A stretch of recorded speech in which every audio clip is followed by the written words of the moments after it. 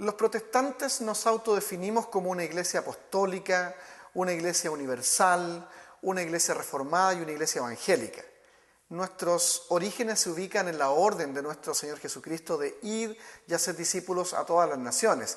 Y por esta misma razón es que nos componemos de cristianos en distintas nacionalidades, de diferentes y variadas confesiones, en todos los continentes. De hecho, la Biblia, hablando de nosotros, la iglesia, nos dice un cuerpo, muchos miembros. Nuestra fidelidad a las Sagradas Escrituras como exclusiva autoridad, como única regla de fe y conducta, la creencia en el sacerdocio del creyente, la necesidad imperiosa del nuevo nacimiento y la dependencia del Espíritu Santo nos distinguen de la iglesia romana. La historia del protestantismo comienza a consecuencia de un largo periodo de disidencia a los abusos de la iglesia católica romana. El primado del papado romano, bajo la increíble afirmación de que Pedro habría sido el primer papa de Roma, pues hay que decir que probablemente nunca llegó siquiera a visitar Roma.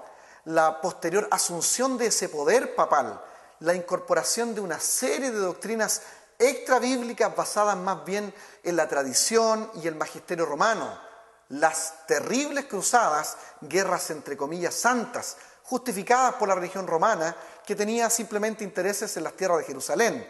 En suma, una serie de excesos, también económicos, como las simonías, una práctica de vender el cargo eclesiástico, llamada así por Simón el Mago de los Hechos de los Apóstoles, que intentó comprar el don de San Pablo para hacer sanidades y milagros. Otra también muy parecida, las esperanzas, que era la compra del don eclesiástico en vida, pero que se hacía realidad cuando el ministro moría. En fin, todas estas situaciones hasta llegar a las más conocidas ventas de indulgencias. Estas prácticas fueron denunciadas siglos antes de la Reforma Protestante por grupos llamados por los historiadores de la Iglesia como disidentes, entre ellos los valdenses, los lolardos, anabaptistas, husitas, los grandes seguidores de Juan Hus, que fue muerto por el catolicismo romano en la hoguera. Todos estos fueron perseguidos a muerte y objeto de inquisición.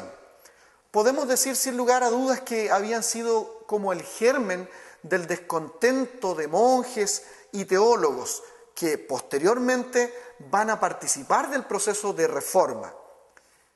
Sin embargo, a lo antedicho, la situación gatillante de este proceso fue la promesa romana de un completo perdón de pecados, tanto a los vivos como a los muertos pasantes por el purgatorio, a cambio del pago de una indulgencia sin confesión ni arrepentimiento.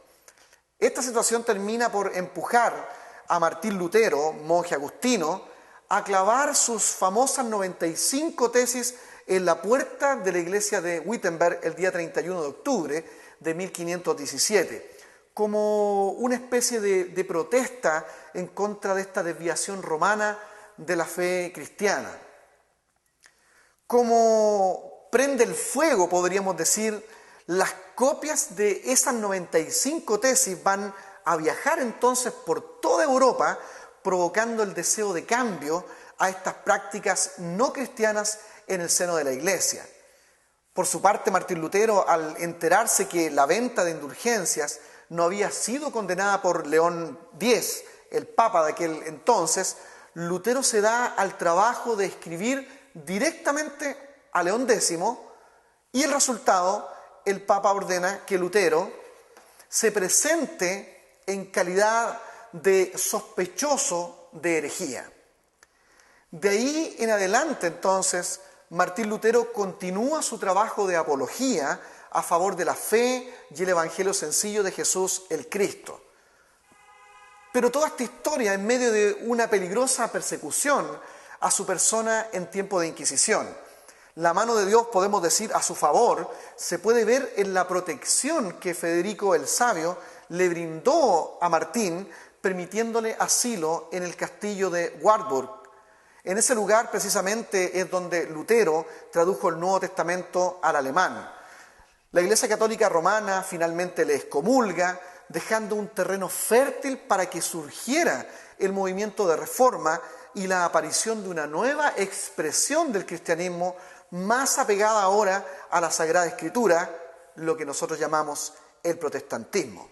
De este movimiento nacerán entonces una serie de denominaciones evangélicas hasta llegar a grupos tan diversos como el mundo pentecostal, iglesia, podemos decir, mayoritaria en América Latina.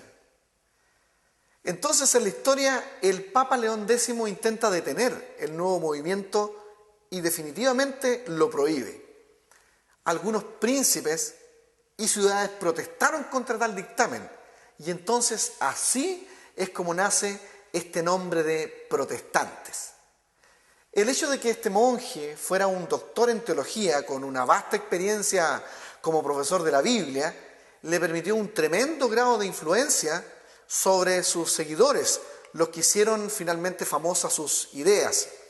Otros seguidores en un comienzo y luego detractores, como es el caso de Juan Calvino, que ayudaron al movimiento con la producción de mucho material exegético y de interpretación de las Sagradas Escrituras, lo que antes había estado, podemos decir, exclusivamente reservado al magisterio, quien censuraba o aprobaba los resultados de las exégesis, cosa que también podemos decir que continúa sucediendo. Juan Calvino llevó el protestantismo a Francia y Suiza, realizando extensos trabajos de sistematización de la teología.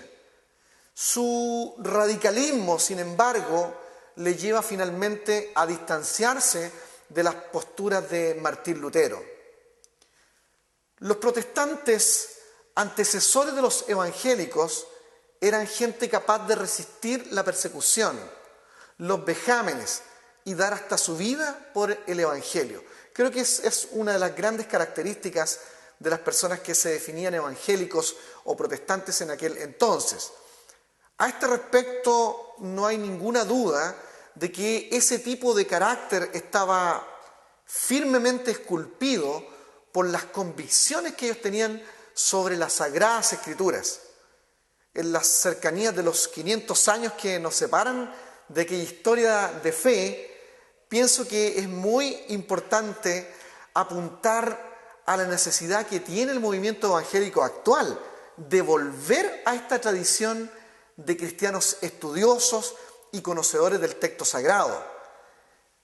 Analistas del movimiento evangélico observan con gran preocupación que muchas iglesias evangélicas en realidad se parecen muy poco a este movimiento puro de fe. Muchas de las iglesias evangélicas y sus líderes practican un tipo de evangelio superficial, místico, basado más en emociones pasajeras que en la palabra viva y poderosa de Dios. Quizás es una de las críticas que se le hace hoy al evangelio o a los evangélicos de hoy. Tristemente, muchas de estas iglesias han adquirido un sinfín de elementos tradicionales y culturales que les hacen más parecidas a las antiguas iglesias católicas de la Edad Media, donde los feligreses vivían de lo que los sacerdotes les decían, sin cuestionar si aquellas enseñanzas estaban o no respaldadas en la bendita palabra del Señor. Muy por el contrario, los primeros protestantes, podemos decir con certeza, que vivieron en nuestra América Latina, aunque eran sencillos, granjeros muchas veces, mostraban un profundo conocimiento de las verdades teológicas con las que no solo podían darse a la discusión y defensa de su fe, sino que además podían vivir una fe consecuente que defendían incluso hasta el precio de la muerte. Eso es algo tremendamente maravilloso. Los verdaderos protestantes o evangélicos nos caracterizamos por guardar aquel depósito de fe que nos dejaron tales hombres de la Reforma. Por ejemplo, la justificación solo por la fe, la salvación que es solamente por gracia, la creencia de que la Biblia es la única fuente de autoridad del creyente para la doctrina y práctica, la defensa del sacerdocio del creyente y su derecho de acercarse directamente a Dios con Cristo como el único mediador, sin la intervención de otros hombres, santos o María, Madre de Jesús. Podemos decir entonces que los protestantes tenemos historia, tenemos bases firmes y mantenemos un sólido compromiso y testimonio de un verdadero encuentro con el Salvador Jesucristo, nuestro Señor, por los siglos de los siglos, trino, eternamente. El hermano Philip J. Anderson nos define de una manera muy interesante. Él dice: vista a la distancia, la iglesia es algo así como un majestuoso roble antiguo de extensas ramas, algunas rectas y vigorosas, otras torcidas y nudosas, algunas saludables y renovándose cada día, otras secas y sin vida. No obstante, la maravillosa apariencia del árbol, con toda su variedad, sus raíces están profundamente arraigadas en la tierra. Aunque se hable de muchas iglesias y denominaciones, todas se esfuerzan por servir a un amo y por presentar fielmente la historia de la salvación. Como cristianos creemos que hay una sola iglesia, un solo cuerpo de Cristo, nunca dividido. Entre los nuestros, entonces, desde la misma reforma luterana que nos dio primer origen, se pueden contar metodistas episcopales, hermanos presbiterianos, luteranos, hermanos bautistas, iglesias del pacto, metodistas pentecostales, wesleyanos, hermanos libres, asambleas, aliancistas, anglicanos, menonitas, cuáqueros, una gran variedad de iglesias pentecostales, movimiento, como dije anteriormente, mayoritariamente numérico en Latinoamérica, especialmente en nuestro país, aquí en Chile, y muchas otras comunidades y denominaciones más.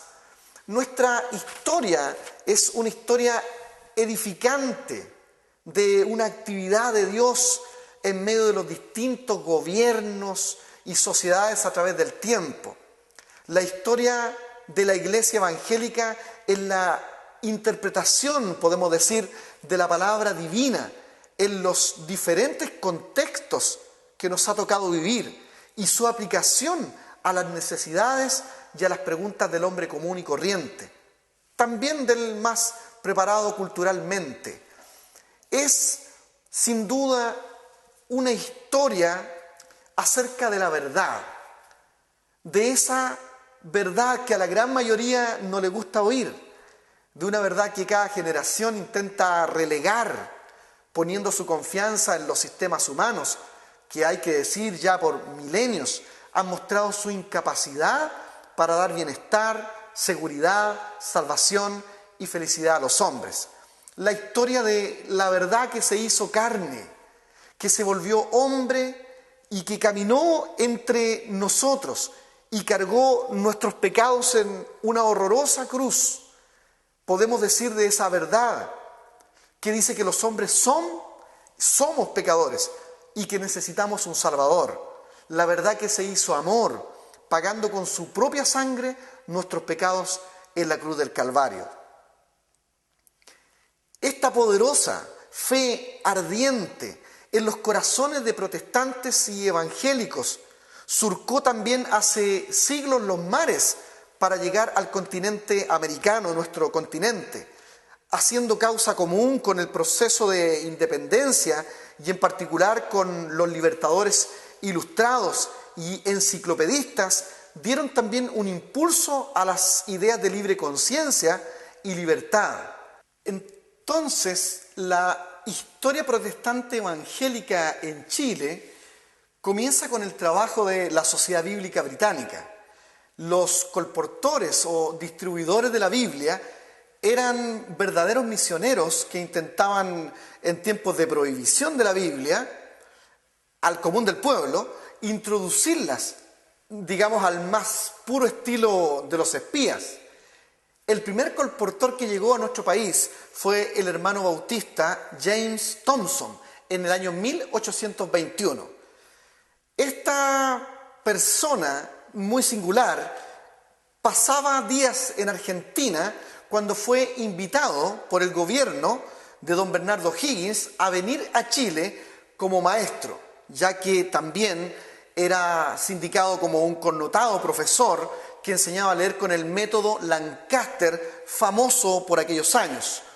Una especie de sistema en que los alumnos más avanzados ayudan como monitores a los demás. Todo este proceso con el uso del Nuevo Testamento como libro de texto. Hay un documento muy especial en nuestra historia que da testimonio acerca de esta situación. El enviado de Chile abona a Mr. Thompson por el establecimiento de las escuelas que se permite fundar en la capital de Chile, 100 pesos mensuales por el término de un año que se considera suficiente para planificar dicho establecimiento, formar los monitores y agentes subalternos que deben continuar en el funcionamiento de estas escuelas. Se abona a dicho director la cantidad de 200 pesos pagaderos en Chile por su transporte a aquel destino, Buenos Aires, marzo 26 de 1821, Miguel de Sañartu, Diego Thompson. Interesante. Al año siguiente, don Bernardo Higgins le termina nombrando ciudadano chileno por sus servicios. Maravilloso. Estas acciones de las sociedades bíblicas van a abrir la puerta posteriormente para la llegada de más Biblias y nuevos misioneros colportores por todo Chile. Posteriormente, y a pesar de la Constitución conservadora portaliana de 1833, que establecía la religión católica como la religión del Estado, se puede constatar en la historia que llegaron miles de inmigrantes alemanes luteranos al sur de Chile y luego presbiterianos que van a teñir de protestantismo evangélico nuestra faja territorial. Ya para 1868 llega a Chile desde los Estados Unidos para celebrar la primera reunión evangélica en castellano don David Trumbull, quien será ministro de la Iglesia Presbiteriana. La labor evangelizadora de este educado en Princeton es considerada de gran importancia. Para el año 1877, en plena lucha de liberales y masones en acuerdos con protestantes por aprobar necesarias leyes laicas, llega a Chile la Iglesia Metodista, pastoreada por el obispo americano, el señor y hermano don William Taylor. Hombre inteligente y de intereses educacionales, se puede decir que fue el gestor de varias escuelas donde se enseñaba inglés. Lo interesante es que estas escuelas estaban destinadas por este hermano a la proclamación del Evangelio con un sistema económico de por medio autóctono para sostener sus misioneros. La influencia de la Iglesia Metodista Episcopal es una de las más importantes en nuestro país. Esto debemos decirlo debido a que el avivamiento que experimentaron los primeros años del siglo XX les llevó a levantar una gran cantidad de iglesias por todo Chile. La llegada a esa iglesia metodista episcopal del insigne Juan Bautista Canut de Bon, personaje muy emblemático, el año 1891, gran evangelista, dio un tremendo impulso al proceso de extensión del evangelio entre los chilenos. También podemos decir a la formación de pastores y líderes autóctonos, que era algo en lo que se destacaba este hermano. De él, los evangélicos de nuestro país hemos tomado el nombre que en algún momento ha sido peyorativo, ¿no? Los canutos. En los años siguientes llegarán a Chile dos importantes denominaciones: la Alianza Cristiana y Misionera y en el año 1909 el Ejército de Salvación. El año 1909, de esas, las iglesias metodistas episcopales de las que he venido hablando, diseminadas por el país, surgirá por un avivamiento liderado por un señor muy importante en la historia de los evangélicos y protestantes en Chile, el pastor metodista episcopal, el hermano Willis Hoover. El movimiento pentecostal que por división ha constituido la base de por lo menos el 75% de las iglesias y denominaciones evangélicas de Chile. El censo del año 2002 arroja que en Chile el 15,1% de los habitantes son protestantes o evangélicos. Y se estima que este año 2010 hay sobre un 20% de evangélicos protestantes en Chile. Hoy podemos decir que los evangélicos somos un pueblo realmente numeroso. Esta realidad ha sido reconocida social y políticamente por nuestro gobierno.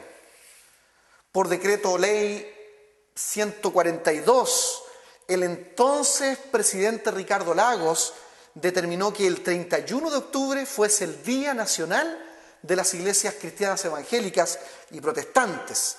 Decreto único en América Latina, hay que decirlo.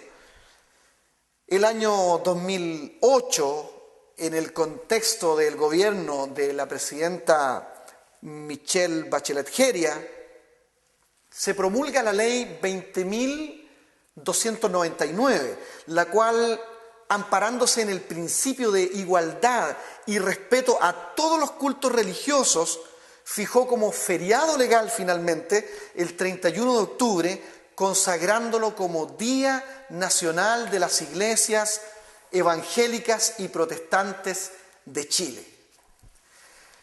En Chile entonces tenemos 9 feriados de connotación católica, 6 laicos y por fin 1 evangélico. Este reconocimiento se ha generado por nuestra ardua labor espiritual y al interior de la familia, labor no menor. La Iglesia ha sido un bastión que se ha esforzado en la preservación de los valores ético-morales que aseguran una vida social pacífica, feliz y en equilibrio en nuestros países. Sería realmente una torpeza miope negar el tremendo trabajo de las iglesias protestantes y evangélicas en la prevención de flagelos tan terribles como lo son la drogadicción, el alcoholismo, el abuso infantil, la violencia intrafamiliar y, por supuesto, la tan terrible y temida delincuencia. Y hay que decir, no solo la prevención, pues estudios serios confirman que la Iglesia es la institución que más rehabilita.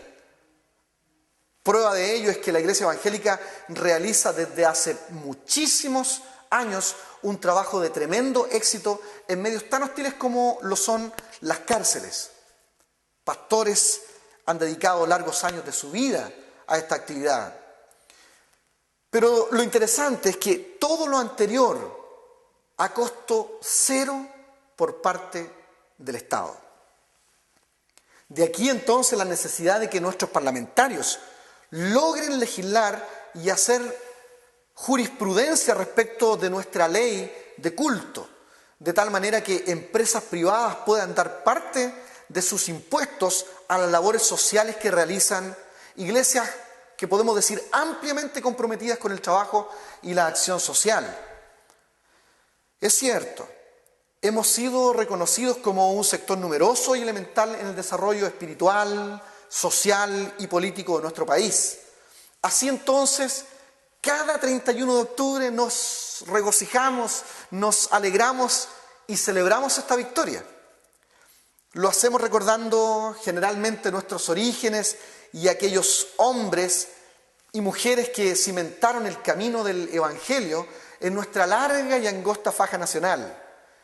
Pero además se nos ha convertido en un día para adquirir compromisos, como yo digo, cada vez más responsables. Así como dijo el apóstol San Pablo, dejando lo que queda atrás, me extiendo adelante, sigo a la meta, al blanco, al supremo llamamiento de nuestro Señor Jesucristo. Esta es una época especial, es una época difícil y de grandes desafíos donde estamos siendo llamados por Dios a crecer y a enfrentar con madurez los nuevos desafíos que tenemos por delante. En nuestro Chile, hace poco más de 20 años, comenzamos a vivir una época de rápidos y vertiginosos cambios en la manera de pensar, en la manera de sentir, de interpretar la vida. Casi sin darnos cuenta han sido cuestionados los valores tradicionales de la familia y del cristianismo incluso. No sabemos realmente cómo los actuales sistemas de gobierno nos han llevado al relativismo y la moral de situación. Filosofías que comienzan a influir en la manera en que nos relacionamos, en cómo entendemos la familia, la política, la religión y la forma de vida en general de la nueva sociedad del siglo XXI. Cada día Dios nos muestra señales del decaimiento de la sociedad chilena. No podemos ser tan insensibles, debemos reaccionar. Tristemente vemos por la televisión, o vimos hace un par de años, carabineros homosexuales hablando de su amor frente a las cámaras de televisión. ¡Qué débil señal a los delincuentes! Me preguntaba en aquellos días, ¿qué pasará entonces cuando profesores homosexuales defiendan sus derechos de ser como son frente a nuestros jóvenes? ¿A dónde es que vamos a llegar? La televisión se ha llenado de lectores del tarot y de prácticas ocultistas a vista y paciencia de todos nosotros. Queridos hermanos, los que son y están observando esta ponencia, las grandes sociedades que han caído han comenzado su degradación con la aceptación de las perversiones sexuales y la aceptación de lo oculto, la magia y el satanismo. Estamos viviendo una delincuencia y una violencia sin precedentes en toda la historia institucional de Chile. Hace un par de años nos sorprendíamos con 2 niños entre 8 y 10 años que intentaron bajarle a la fuerza los pantalones a una niñita de 13 años para violarla. La acuchillaron peligrosamente. Se fugaron. Y la prensa decía que apenas los aprendieran, los tendrían que dejar libres porque no eran imputables. En nuestro país, los últimos años, la agresión ha tomado también forma de violencia intrafamiliar. Casi 100 mujeres han sido víctimas de asesinato de sus parejas o convivientes. Una de ellas fue quemada viva por su pareja a días de dar a luz a su hijo. La Iglesia entonces comienza a preguntarse, ¿y qué pasa con nuestra justicia? Mientras tanto, muchos de nuestros políticos, varios de ellos que dicen identificarse con nuestro mundo evangélico protestante, aunque realmente no profesan ni viven como los evangélicos, continúan insistiendo en que Chile debe ser aún más liberal y humanista. Quiero decirles que sin Cristo en el corazón es imposible ver la diferencia entre la verdadera libertad y el libertinaje. Es tiempo entonces que los cristianos comencemos a castigar a aquellos canales de televisión que promueven la homosexualidad, el lesbianismo, la violencia, el ocultismo y las perversiones que desagradan a Dios. Estos son tiempos donde Dios va a exigir a la Iglesia una decisión radical respecto de nuestro pensamiento cristiano. Si hay algo en que la Iglesia no puede caer es en la pasividad y la no confrontación. No nos debemos mimetizar con el mundo en nuestra forma de pensar. Pero Dios nos está impulsando a través de las situaciones. Vienen días en que los cristianos no nos vamos a quedar callados. Al terminar, quiero citar las palabras de nuestros antiguos hermanos pentecostales. Ellos decían con mucha fuerza y vigor, Chile será para Cristo. También me pregunto, ¿para qué? Y me responderé junto con ustedes, para cambiar esta patria que ya comenzó a hundirse peligrosamente. En estas circunstancias, si la Iglesia no hace algo, nadie podrá hacer nada. Esta es nuestra responsabilidad, nuestro llamado, la razón para que el Espíritu Santo aún esté derramando su poder sobre nosotros. Gloria al Señor sea para siempre y victoria a su pueblo. Que el Señor les bendiga.